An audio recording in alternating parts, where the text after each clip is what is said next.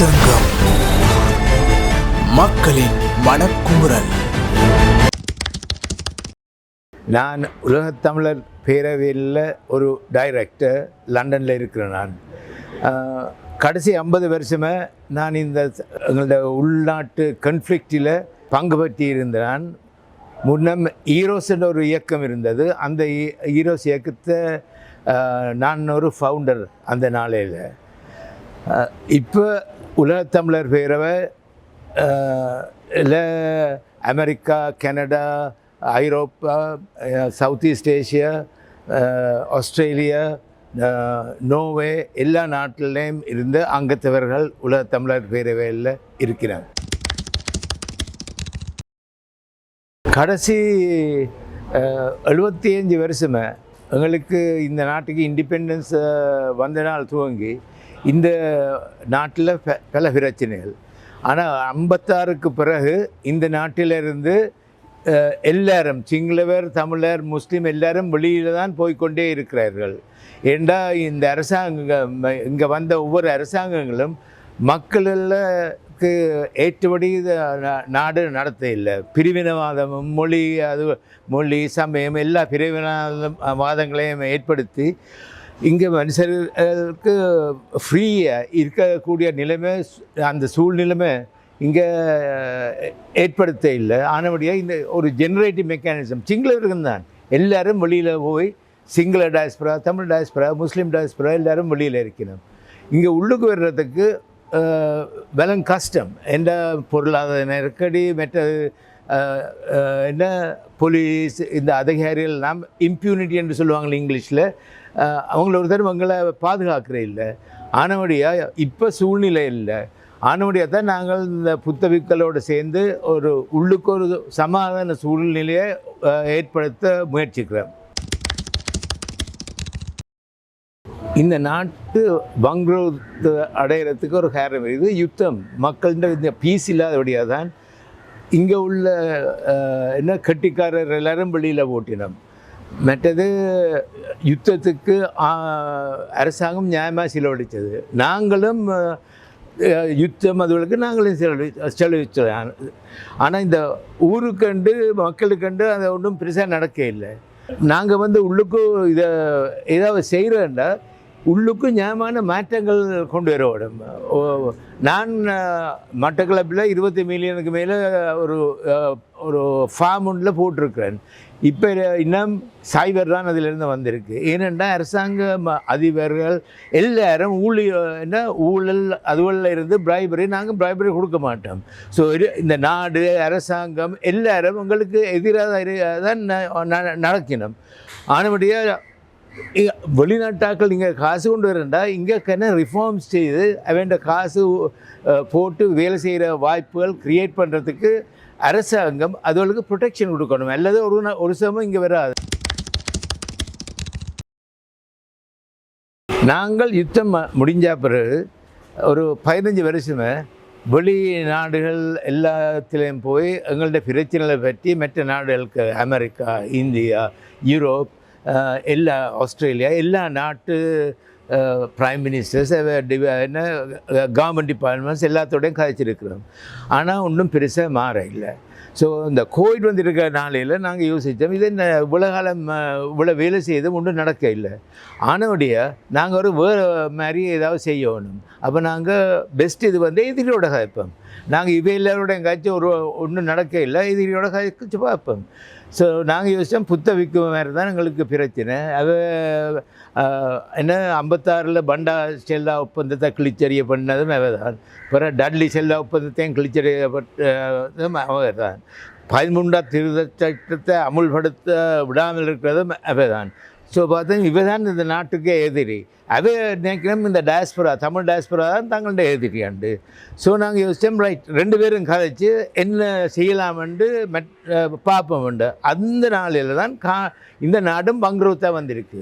இப்போ இலங்கையில் ஒரு லொக்கப்பில் 2 பக்கமும் இருக்குது. தமிழாக்கள் தோத்து என்ன அழுதோடு நிற்கணும், மற்ற மக்களில் சிங்கள மக்களும் சாப்பிட வழி இல்லாமல் அழுது நிற்கணும். ஸோ இவை இந்த குழிக்கிலிருந்து வெளியில் போகிறேன்றால் ஒரு பீஸ் அது கொண்டு வந்து இதை வளர்த்த இந்த நாட்டை அபிவிருத்தி வளர்த்தா தான் வெளியில் போகலாம். ஸோ அதுதான் நாங்கள் புத்தவிக்குமார் 4 பீடத்துக்கும் போய் விளங்கப்படுத்தினோம். இதுதான் காரணம். இப்போ நீங்கள் ஒரு சமாதானம் நாங்கள் ஏற்படுத்தாமல் இந்த நாடு சிங்கப்பூரோ ஒரு நாளும் வர இயலாது. இன்னும் கீழே தான் போக முடியும், முன்னுக்கு போக இயலாது. அது அவையும் விளங்கி கொண்டு தான் எங்களோட கதைக்கிறதுக்கு ஓம்பட்டவை. ஸோ அதை வச்சு தான் நாங்கள் நாகர்கோட்டுக்கு போய் 4 பீடத்தோடையும் கதைச்சு இமாலய பிரகடனத்தை இந்த 6 இதுவும் நாங்கள் க்ரியேட் பண்ணாங்க. மக்கள் இப்போ கெனவேர் அரசியல்வாதிகள் கெனவேர் இதுக்கு விமர்சனம், வெளியில் இருக்கிறவங்கள தமிழ் டாஸ்பராக்களும் எல்லாம் விமர்சனம், இங்கே உள்ளுக்குள்ளாக்களும் விமர்சனம். ஏன் நாங்கள் செய்கிற வேண்டு வேறு ஒருத்தரும் செய்யலை, இந்த முயற்சி எடுக்கல. ஆனபடி தான் நாங்கள் பார்த்தோம், நாங்கள் யோசித்து எடுத்து நாங்கள் இந்த முயற்சி நாங்கள் சின்னாக்கள் இந்த உரையாடல் தான் இந்த முயற்சியின் இது. மக்கள் எல்லாரும், சிங்கள மக்கள், தமிழ் மக்கள், முஸ்லீம் மக்கள், பேகர் எல்லாரும் இது கலந்த உரையாடல் நிட்டு தான் தீர்வு கொண்டு வரத்துக்கு அவை தான் முன்னெடுக்கணும். நாங்கள் இது தீர்வு இல்லை, இது உரையாடலுக்கு ஒரு ஃப்ரேம் ஒர்க் தான் ஹிமாலயா பிரகடனம் க்ரியேட் பண்ணியிருக்கிறோம். ஸோ நாங்கள் இப்போ சிங்கள மக்கள் மத்தியில் போய் கதைச்சு, தமிழ் மக்கள் மத்தியிலையும் கதைச்சு, இப்போ 150 கோஆர்டினேட்டர்ஸ் க்ரியேட் பண்ணியிருக்கிறோம். அதை போய் அங்கால மீட்டிங்ஸ் ஒழுங்குபடுத்தினா நாங்களும் அங்கே போய் அவையோட கதைச்சு சொல்லுவோம், எங்கள்ட தமிழ் மக்கள்கிட்ட, முஸ்லீம் மக்கள்கிட்ட என்ன பிரச்சனை, ஏன் இப்படி இருக்குண்டு அவையும் தங்கள் இந்த பிரச்சனை எங்களுக்கு சொல்லுவேன். ஸோ 2 மக்களும் கதைச்சு ஒரு புது ஒரு யாப் ஒன்று தயாரிக்கணும், அப்படியே ஒற்றுமையாக உள்ளுக்கு சீவிக்கலாம்னு. அனுரா ஆட்சி வந்திருக்கு. அறகலைக்கு பிறகு அவைண்ட பிரச்சனைகளை வச்சு தான் அருணராவை ஆட்சிக்கு அனுப்பியிருக்கிறோம். பழைய என்ன ஆட்சியில் இருந்தாக்கள் நேரம் துரத்தியாச்சு. ஆனால் அனுராக்கு ஆக்கள் எதிர்பார்க்குற அவன் எதிர்பார்ப்புகளை பூர்த்தி செய்யலாமோன்று எனக்கு தெரியாது. ஆனால் நான் நினைக்கிறேன் அது பெரிய கஷ்டமான வேலையுண்டு. ஏனென்றால் பொருளாதாரம் வந்து சரியான அனுராட கையில் 75 வருஷ பிரச்சனை இருக்குது. அந்த பிரச்சனையில் இப்போ பொருளாதாரம் செய்கிறேன்டா சும்மா காசு இல்லை. இப்போ IMF சொல்லியிருக்கிறாங்க பட்ஜெட்டுகளை பேலன்ஸ் பண்ணணும். பேலன்ஸ் எப்படி பண்ணுவார் வெரி கூட்டவனும். மற்றது கெனவேர் ஆர்மி அரசியலில் இருக்கிறார்கள் அரசு ஊழியலை குறைக்க வேணும். அது என்றால் அனுராக்கு பிரச்சனை இல்லையா, ட்ரேட் யூனியன். ஸோ அனுரா இதெல்லாம் எப்படி செய்கிறது? இன்னும் ஒரு வருஷத்துக்குள்ள அனுராக்கு பெரிய பிரச்சனைகள் வரலாம். ஸோ அனுரா யாருக்கு தெரியும், 2 வருஷத்தில் அனுராண்ட நிலைமையும் கோத்தாபின் நிலைமையும் வரலாம். ஸோ இந்த எல்லாம் பொருளாதாரத்திலாம் தங்கியிருக்கு. ஆனால் அவருக்கு எதிரான ஆக்கள் இந்த இப்படி விரைக்க தான் இனப்பிரச்சனைலாம் கொண்டு வந்து அனுராவுக்கு சரியான பிரச்சனைலாம் கொடுப்பினோம். அந்த டைமில் எப்படி அனுரா ஹேண்டில் பண்ண போகிறாரோ தெரியா. நான் நினைக்கிறேன் அனுராவுக்கு இன்னும் ஒரு 6 மாதத்துலேருந்து ஒரு 2 வருஷத்துக்கு தான் அவர் சரியான கஷ்டகாலம். அதை எப்படி அவர் மேனேஜ் பண்ணுறாரோ அதை பொறுத்து இருக்குது. ஆனால் நாங்கள் அனுராவுக்கு எல்லா சப்போர்ட்டும் கொடுப்போம் அனுராண்ட பிளான்ஸுகளை அமுல்படுத்துறதுக்கு. ஸோ இப்போ நாங்கள் என்னென்னா மக்களோட போன 23 டிசம்பர் தான் இந்த நாட்டுக்கு ஹிமாலய பிரகடனத்தை முதல் கொண்டு வந்தாங்க. அப்போ துவங்கி கடைசி 12 மாதமே நாங்கள் முழு இலங்கை 25 டிஸ்ட்ரிக்டும் போய் மதகுருமார எல்லோரும் 4 சமயமும் மற்ற சிவில் சொசைட்டி ஆக்களையும் கூப்பிட்டு ஒவ்வொரு டிஸ்ட்ரிக்ட்லேயும் ஒரு 10 பேர் அவையோட கதைச்சு ஒரு சமுதாயத்தை உருவாக்கியிருக்கிறோம். இந்த மீட்டிங்கில் அவை எல்லோரையும் கொண்டு வந்து கொழும்பில் ஜானகி ஹோட்டலில் நாங்கள் 1.5 நாள் கதைச்சோம்.